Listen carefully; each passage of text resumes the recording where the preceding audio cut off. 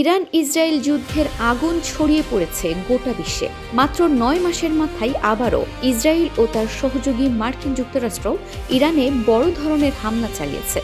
এবারের হামলায় শহীদ হয়েছেন দেশটির সর্বোচ্চ ধর্মীয় নেতা আয়াতুল্লাহ আলী খামেনি সহ শীর্ষ কয়েকজন। হামলার জবাবে একের পর এক ক্ষেপণাস্ত্র ছুড়েছে তেহরানও। মধ্যপ্রাচ্যে থাকা মার্কিন ঘাঁটিসহ বেশ কয়েকটি গুরুত্বপূর্ণ স্থাপনায় আঘাত হেনেছে ইরান। এমন চরম উত্তেজনার মধ্যেই মার্কিন প্রেসিডেন্ট ডোনাল্ড ট্রাম্পের হুমকির তোয়াক্কা না করে এবার প্রকাশ্যে ইরানের পাশে দাঁড়িয়েছে চীন।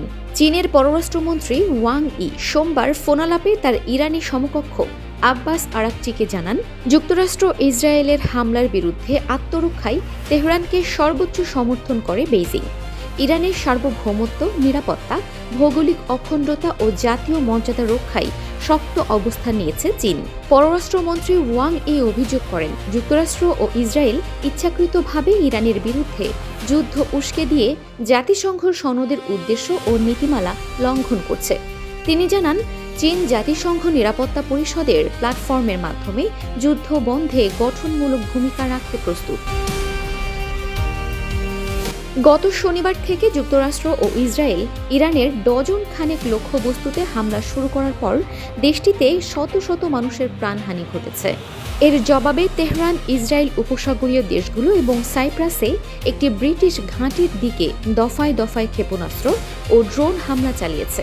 সংঘাতের এই পাল্টাপাল্টি আঘাতে গোটা অঞ্চল জুড়ে চরম নিরাপত্তা উদ্বেগ তৈরি হয়েছে। এদিকে সংঘাতে এখন পর্যন্ত 4 জন মার্কিন সামরিক সদস্য নিহত হয়েছেন। প্রেসিডেন্ট ট্রাম্প সতর্ক করে বলেছেন, ইরানের সঙ্গে এই যুদ্ধ কয়েক সপ্তাহ পর্যন্ত স্থায়ী হতে পারে।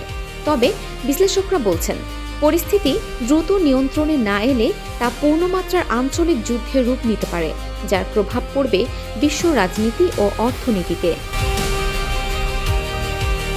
Arefin Farha, desk report, DSK TV।